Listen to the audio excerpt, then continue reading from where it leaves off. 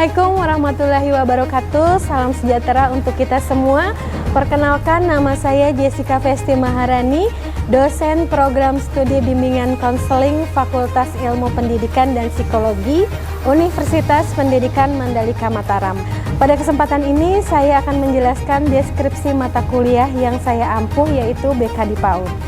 Mata kuliah bimbingan dan konseling di pendidikan anak usia dini merupakan mata kuliah pilihan yang bertujuan memberikan spesialisasi atau peminatan khusus pada layanan konseling anak usia dini mulai dari lahir sampai dengan 6 tahun. Dalam kurikulum BK, mata kuliah ini menjadi jembatan antara pemahaman umum konseling dengan praktek konseling yang spesifik pada perkembangan anak usia dini, yang memiliki karakteristik unik dibanding konseling pada anak sekolah dasar, remaja, atau dewasa. Alasan pentingnya mata kuliah ini yaitu anak usia dini belum mampu mengungkapkan masalahnya secara verbal seperti anak dewasa atau remaja. Maka konselor yang bekerja di ranah pendidikan anak usia dini perlu memahami psikologi perkembangan anak usia dini, komunikasi nonverbal, serta pendekatan konseling berbasis permainan dan kegiatan eksploratif. Permasalahan pada anak usia dini seringkali bersifat preventif dan penguatan perkembangan. Oleh karena itu, fungsi konselor dalam konteks PAUD sangat strategis untuk mendukung pembentukan karakter dan kesehatan mental anak sejak usia dini. Mahasiswa bimbingan konseling perlu siap terlibat dalam program-program pencegahan, asesmen awal, dan rujukan profesional dalam kerjasama dengan guru, orang tua, dan tenaga medis atau psikolog anak. Adapun capaian pembelajaran pada mata kuliah bimbingan konseling di PAUD, yaitu setelah menyelesaikan mata kuliah ini, mahasiswa diharapkan mampu pertama memahami perkembangan anak usia dini dan implikasinya dalam layanan bimbingan konseling. Yang kedua, mengidentifikasi permasalahan psikososial yang umum terjadi pada anak usia dini. Kemudian yang ketiga, merancang strategi dan media layanan bimbingan konseling yang sesuai dengan karakteristik anak usia dini. Kemudian yang keempat, melaksanakan simulasi layanan bimbingan konseling berbasis pendekatan bermain atau komunikasi simbolik. Dan yang kelima, bekerja sama secara profesional dengan guru PAUD dan orang tua dalam mendukung perkembangan anak. Untuk sistem pembelajaran yang saya lakukan adalah secara luring atau tatap muka. Metode pembelajaran yang saya berikan diantaranya adalah metode ceramah, diskusi, praktek, dan tentunya evaluasi. Untuk mempermudah penyampaian materi, saya menyiapkan bahan ajar berupa slide presentasi. Saat praktik, saya selalu mendampingi mahasiswa dalam pembuatan media edukasi sesuai tema yang telah ditentukan. Evaluasi hasil media edukasi dilakukan setiap awal pertemuan sebelum praktik dimulai. Adapun kriteria dalam penilaian mata kuliah ini adalah kehadiran sebanyak 30%, ujian tengah semester sebanyak 20%, tugas sebanyak 20%, dan ujian akhir semester sebanyak 30%. Hasil evaluasi nilai tersebut saya informasikan kepada mahasiswa melalui aplikasi WhatsApp bahwa nilai sudah bisa diakses di Siakat, sehingga mahasiswa yang mendapat nilai kurang baik bisa melakukan remedial sesuai dengan kalender akademik.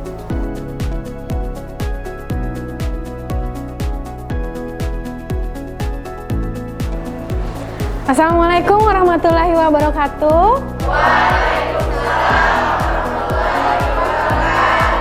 Selamat pagi semua adik-adik, salam sejahtera untuk kita semua. Selamat pagi, Ibu. Bagaimana kabarnya hari ini? Siap mengikuti perkuliahan? Siap. Oke, baiklah. Adik-adik, hari ini kita mulai memasuki pertemuan tentang media edukasi dalam konseling anak usia dini. Adik-adik di pertemuan sebelumnya sudah masih mengingat materi apa yang kita pelajari? Masih. Ayo, apa? Teknik bermain dan bercerita. Oke, teknik bermain dan bercerita. Oke. Nah, di mana pembahasan sebelumnya membahas tentang bagaimana anak usia dini mengekspresikan diri melalui bermain dan juga bercerita. Nah, sekarang saya ingin bertanya kepada adik-adik semua, masih ingat apa saja jenis permainan yang digunakan dalam konseling anak usia dini? Yang pertama, bermain peran, kemudian bermain simbolik, bermain konstruktif, dan oke, semuanya sudah pada ingat. Sekarang kita akan lanjutkan dengan mengembangkan media yang dapat digunakan dalam konseling anak usia dini. Sudah siap semuanya? Sebelum memulai perkuliahan hari ini, terlebih dahulu kita doa bersama-sama menurut kepercayaan masing-masing. Berdoa dimulai.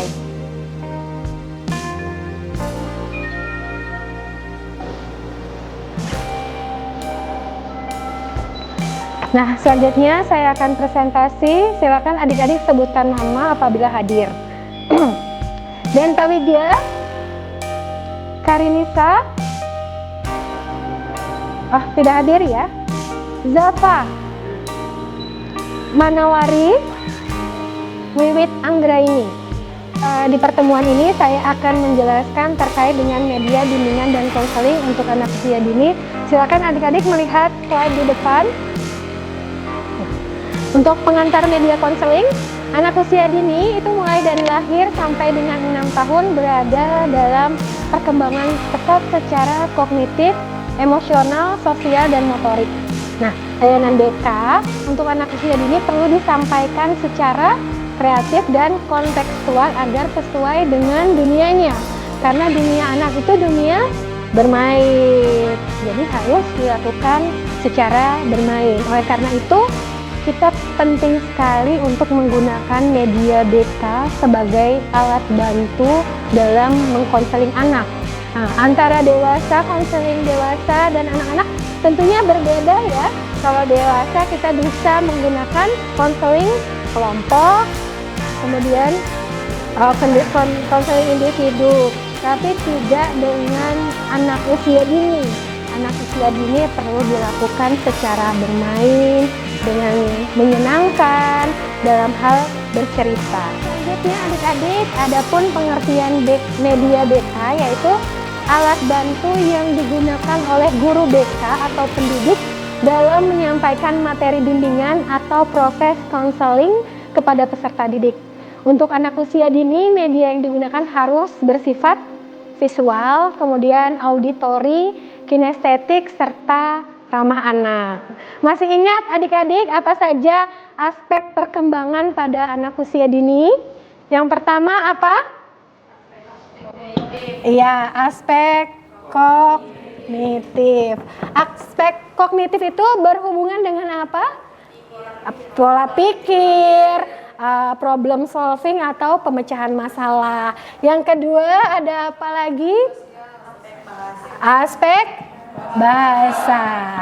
Ya, aspek bahasa itu kemampuan berbicara, menulis, menyimak, kemudian apa? Mendengarkan. Kemudian yang ketiga apa? Aspek sosial dan emosional. Ini maksudnya apa? Sosial? Kemampuan anak dalam berinteraksi. Kemudian untuk emosi, pengenalan emosi, ada apa saja emosi? Emosi marah, senang, sedih. Oke, yang keempat apa lagi? Aspek seni. Nah ini sangat penting juga adik-adik. Seni itu apa saja? Menggambar, bernyanyi, menari, aktivitas memang yang berhubungan dengan seni. Kemudian yang kelima ada apa? Fisik motorik. Nah, fisik motorik ini juga terbagi dalam dua, yaitu motorik halus dan motorik kasar. Nah, masih ingat kalau motorik kasar itu berhubungan dengan apa? Kemampuan fisik seperti berlari, berjalan, melompat. Kalau untuk motorik halus sendiri, kemampuan untuk Menulis, iya. Pokoknya yang motorik halus berhubungan dengan otot-otot kecil seperti jari jemari. Oke, untuk slide selanjutnya ada karakteristik media BK untuk anak usia dini. Yang pertama, menarik perhatian anak. Dalam hal warna, itu harus warna-warni, cerah, tidak hitam, abu-abu, putih, itu tidak disarankan. Kemudian bentuknya lucu, bisa disentuh atau dimainkan. Kemudian mengandung nilai edukatif dan pembelajaran secara emosional. Contohnya apa? Contohnya kita bisa mengambil media buku. Nah, di media buku itu kita bisa mengenalkan karakter-karakter yang baik kepada anak-anak usia dini. Selanjutnya disesuaikan dengan tahap perkembangan anak. Jadi usia 2 tahun, 3 tahun itu harus sesuai jenis mainan dan media yang akan dimainkan. Untuk usia 2 tahun tidak sesuai memang untuk untuk jenis permainan yang dimainkan usia 6 tahun. Jadi memang kita harus selektif, disesuaikan dengan tahap perkembangan anak. Kemudian aman dan tidak berbahaya, bebas sudut tajam serta tidak beracun. Jadi harus diperhatikan sekali bagaimana kita memilih media edukasi yang tepat untuk anak usia dini. Jangan sampai berbahaya. Slide selanjutnya yaitu adik-adik, kita akan membahas jenis media edukasi. Jadi ada 6 media edukasi pada anak usia dini. Yang pertama itu ada media visual. Ada yang tahu media visual itu seperti apa? Bisa video, kemudian kita bisa poster anak-anak, kemudian pokoknya yang bisa dilihat. Selanjutnya ada media auditori. Auditori itu berhubungan dengan pendengaran. Nah, pendengaran itu apa saja contohnya? Musik, terus apa lagi? Film pendek, video edukasi. Yang ketiga itu ada media kinestetik. Kinestetik itu yang berhubungan dengan gerakan. Nah, contohnya apa? Menari. Alatnya yang digunakan itu apa? Bola, macam-macam bola. Kemudian ada media cerita.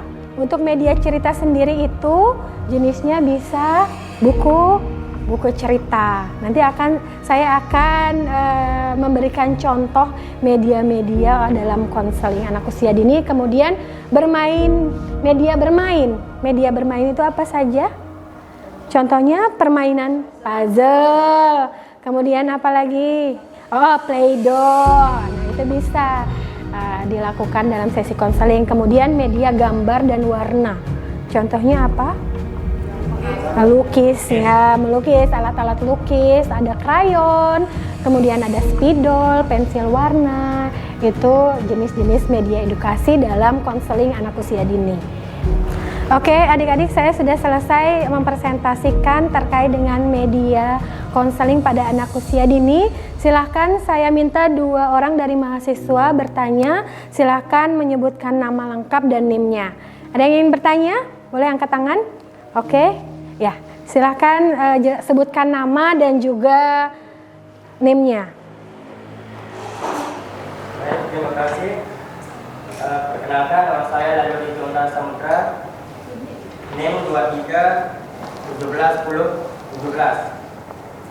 Baik, pertanyaan saya, apakah media edukasi dalam konseling anak harus bersifat konkret atau media digital juga efektif? Oke, Rifki, pertanyaan yang bagus sekali. Untuk media edukasi sebaiknya harus bersifat konkret karena sesuai dengan tahap perkembangan anak usia dini. Tahap berpikirnya yaitu praoperasional konkret menurut teori dari Pease. Jadi anak belum bisa berpikir secara abstrak. Jadi harus dibutuhkan benda-benda konkret seperti puzzle, kemudian boneka, kemudian lukisan. Itu sangat efektif untuk sesi konseling. Bisa-bisa saja menggunakan media digital, tetapi harus butuh pendampingan. Seperti kita harus mendampingi, mengajak interaksi juga. Misalnya ada gambar, itu kita perlu menjelaskan juga, ini gambar apa ya adik? Gitu.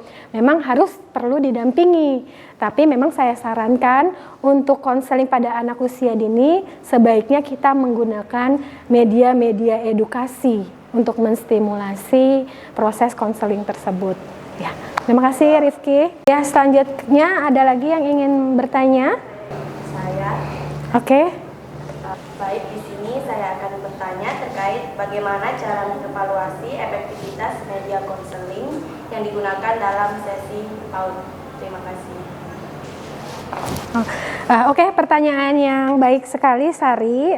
Evaluasi dapat dilakukan dalam 4 cara. Yang pertama itu kita melakukan observasi.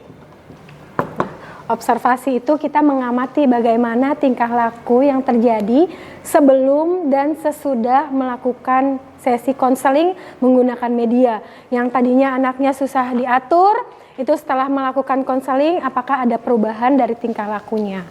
Kemudian yang kedua ada jurnal reflektif. Jurnal reflektif ini seperti apa? Yaitu kita bisa menuliskan apa saja yang telah kita lakukan bersama anak. Jadi semuanya ditulis, apa saja tingkah lakunya, kemudian apa saja pemahamannya sejauh mana. Seperti itu. Kemudian yang ketiga, portofolio media.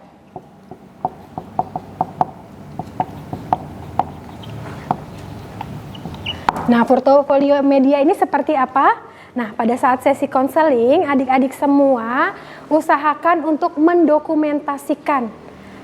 Mendokumentasikan apa saja yang dilakukan anak, kemudian hasil karyanya anak. Jadi dari situ kita bisa menilai sejauh mana sesi konseling ini berlangsung dengan sangat baik ataukah memang perlu dilakukan konseling kembali.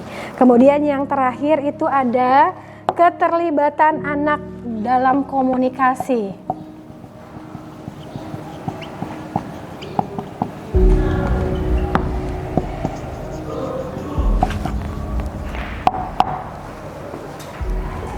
Nah, keterlibatan anak dalam komunikasi dan eksplorasi saat sesi berlangsung, jika anak lebih ekspresif, komunikatif, dan mulai memahami emosi atau konflik, maka media ini dinilai efektif untuk dilakukan. Jadi memang ada 4 cara ya adik-adik semua. Tadi apa? Observasi, kemudian jurnal efektif, portofolio media, dan juga keterlibatan anak dalam komunikasi. Oke, adik-adik semuanya sudah paham? Ada yang mau ditanyakan lagi? Tidak ada?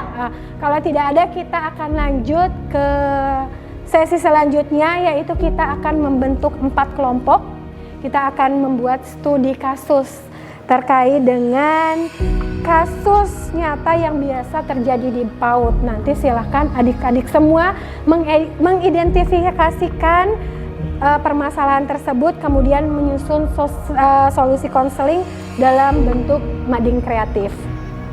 Silakan untuk membentuk kelompoknya menjadi 4 kelompok. Boleh diatur kembali kursi-kursinya membentuk 4 kelompok.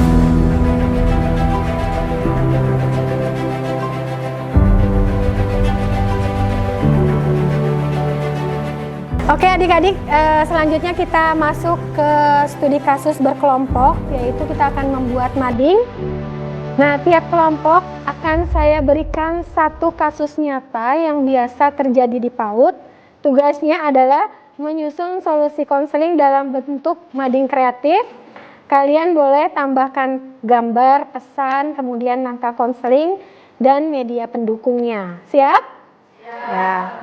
Untuk kasus pertama, kelompok 1, silahkan didengarkan permasalahannya, yaitu anak kesulitan mengenali emosi dasar seperti marah dan sedih.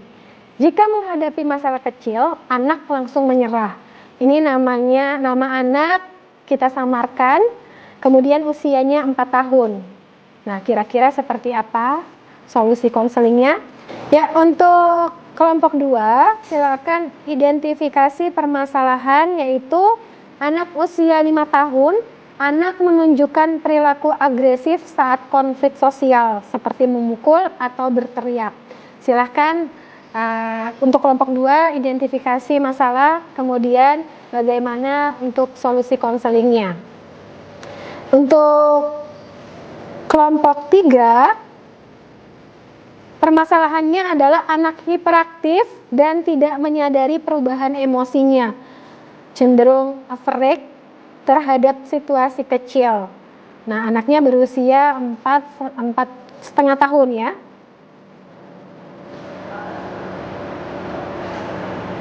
Oke, yang kelompok 4 itu permasalahannya anak menunjukkan perilaku agresif saat konflik sosial seperti memukul atau berteriak. Silakan identifikasi permasalahannya, kemudian bagaimana solusi konseling yang diberikan. Sudah siap? Alat dan bahannya? Sudah. Silakan dikerjakan adik-adik. Nanti kita akan evaluasi secara bersama-sama bagaimana penyelesaian solusi terhadap sesi konseling pada anak usia dini.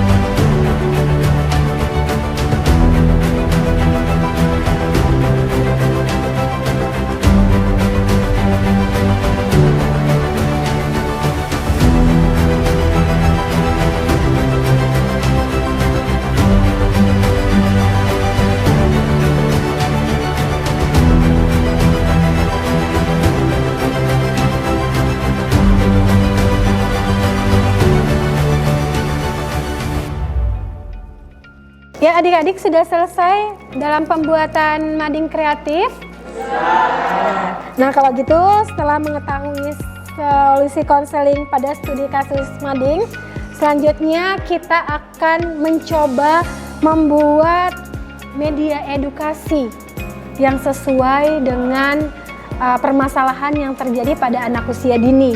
Jadi silakan adik-adik semua membuat media edukasi yang menggambarkan tujuan konseling, kemudian bagaimana cara menggunakannya, bagaimana cara menggunakan media edukasi tersebut agar efektif dilakukan pada saat sesi konseling.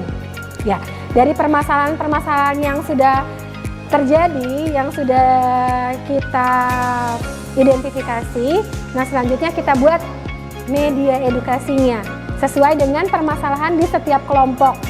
Nah, silakan adik-adik kita mulai mencoba membuat secara sederhana. Nah, bisa? Oke, silakan. Ya, adik-adik semua perhatikan, kelompok 3 akan mempresentasikan hasil medianya. Silakan untuk kelompok 3 mempresentasikan bagaimana cara menggunakannya dan tujuannya seperti apa.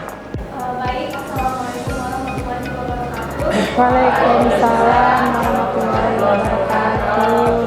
Kami di sini dari kelompok 3 akan mempresentasikan yaitu media edukasi, yaitu media body konflik yang bertujuan untuk membantu anak memahami dan menyelesaikan konflik sosial simbolik. Di sini kita menggunakan media yaitu menggunakan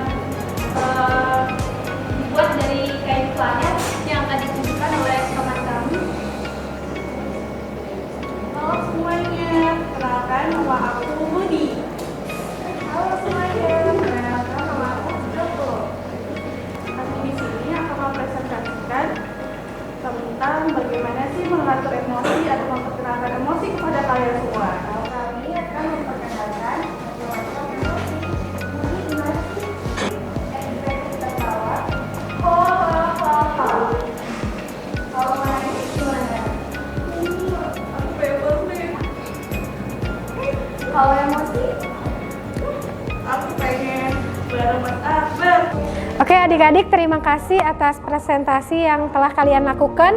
Nah, sekarang saya akan mengevaluasi terkait dengan media edukasi dalam konseling yang telah kalian buat.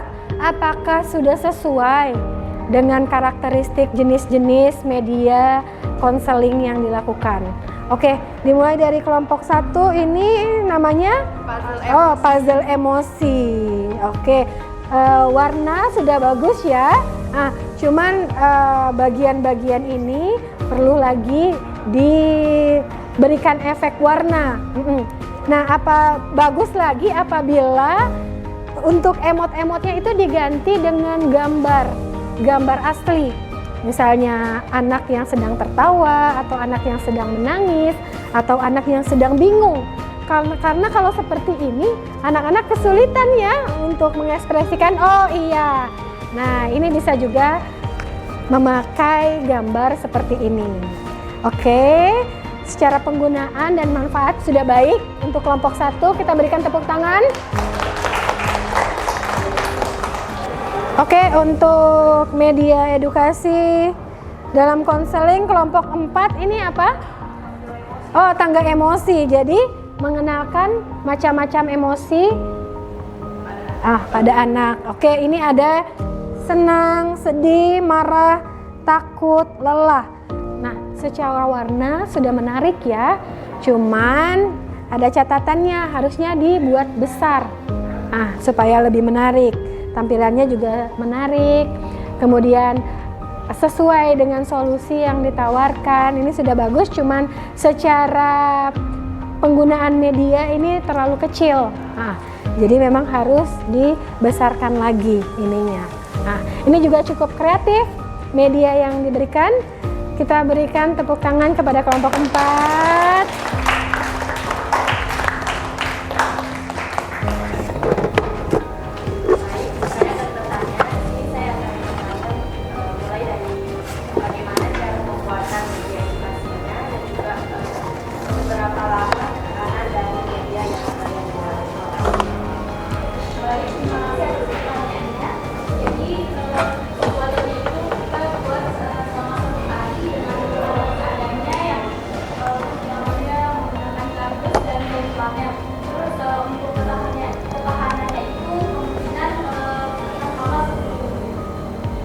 Oke, adik-adik, selanjutnya saya akan memperlihatkan jenis-jenis media edukasi dalam konseling anak usia dini. Yang pertama ini kita bisa memakai buku cerita. Ini termasuk media apa? Cerita, media visual, bisa juga media gambar. Nah, yang terpenting pemilihan bukunya harus menarik. Dan sesuai, di dalamnya ada kandungan edukasi seperti bagaimana cara mengelola emosi, itu bisa dilakukan dalam pemilihan buku. Kemudian ini ada flashcard. Nah, ini jenis media visual juga, dipakai juga untuk mengekspresikan bentuk emosi atau mengenalkan emosi kepada anak-anak. Ini bisa kita pakai juga bermain bersama anak-anak dalam sesi konseling. Kemudian ini ada puzzle. Nah, puzzle ini juga penting sekali dalam mengkonseling anak usia dini, karena biasanya anak-anak suka sekali dengan permainan puzzle. Jadi ini memang ada macam-macam puzzle. Nah, jadi memang untuk konseling sendiri pada anak usia dini memang medianya diperlukan harus bervariasi. Supaya anak merasa nyaman, tenang, dan juga happy. Adik-adik, terima kasih, kita sudah sampai di penghujung perkuliahan. Tadi kita sudah jelaskan tentang apa saja? Media visual,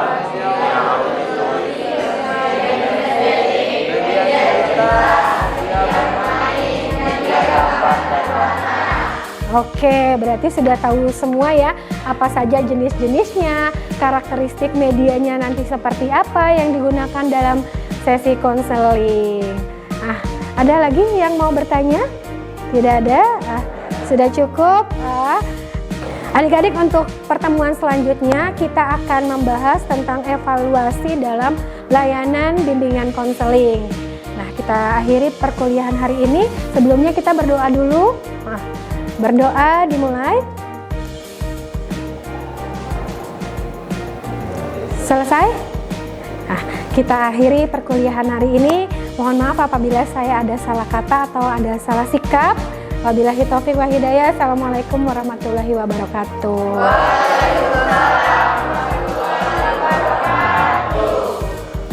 Baik, demikian deskripsi singkat dari saya. Semoga bermanfaat di bidang pendidikan, khususnya di Prodi Bimbingan dan Konseling. Atas perhatiannya saya ucapkan terima kasih.